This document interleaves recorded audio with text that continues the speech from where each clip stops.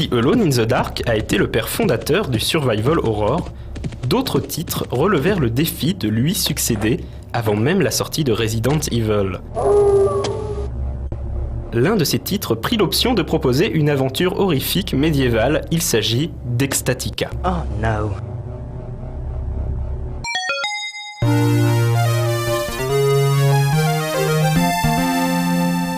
I need some water now. Alors qu'il parcourt le pays à cheval, un jeune aventurier s'arrête au village perdu de Tyric pour s'y ravitailler. Mauvais timing, le village est sous l'emprise des forces du mal relâchées par l'apprentie sorcière Extatica.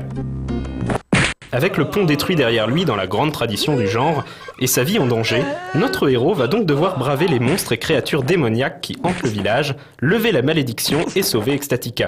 Autant dire que l'aventure n'était pas de tout repos.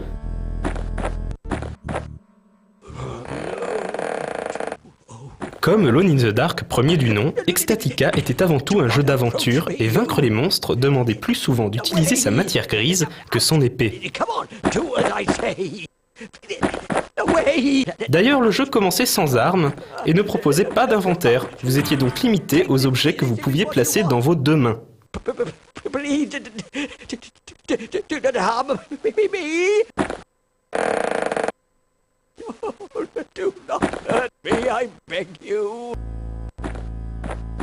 L'autre originalité d'Extatica était d'ordre graphique, avec l'utilisation d'ellipsoïdes en lieu et place des polygones. Le résultat est un aspect unique, caractéristique de la série.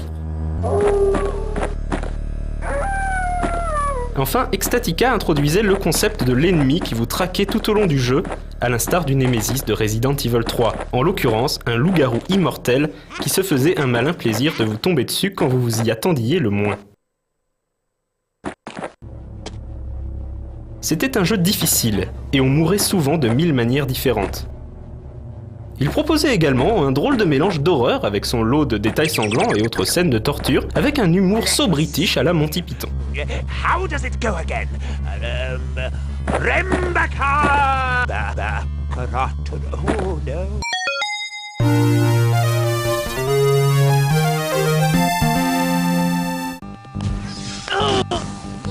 Écoutez-moi bien, soyez très prudents si vous tenez à la vie.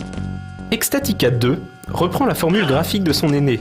Moins gourmand que les polygones à une époque où les cartes 3D étaient une innovation toute récente, les ellipsoïdes permettent une fluidité d'animation qui reste impressionnante encore aujourd'hui. Le jeu a également ce petit côté sous acide avec des décors aux couleurs criardes.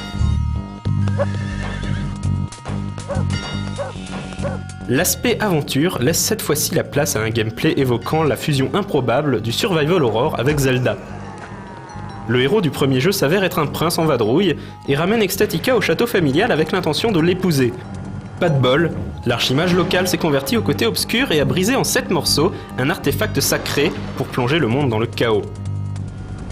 Extatica promptement enlevé par les séides du perfide enchanteur, le prince va devoir explorer le château en long, en large et en travers pour retrouver les 7 fragments de l'artefact qui aurait pu s'appeler la Triforce mais porte le nom d'Elder Sign.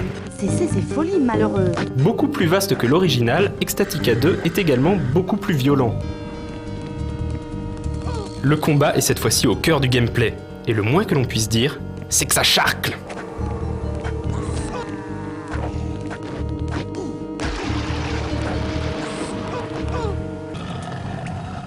Extatica 2 est un jeu difficile et pour le moins labyrinthique. Malgré la disparition des scènes de dialogue hilarantes de l'original, le jeu a le mérite de ne pas proposer la même expérience que le premier, tout en étant le digne héritier.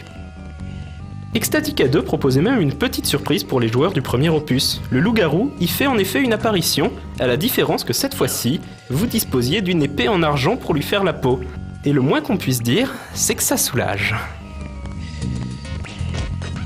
Classique méconnu, Extatica séduira les joueurs nostalgiques en quête d'une expérience qui ne ressemble à aucune autre, et pas seulement graphiquement.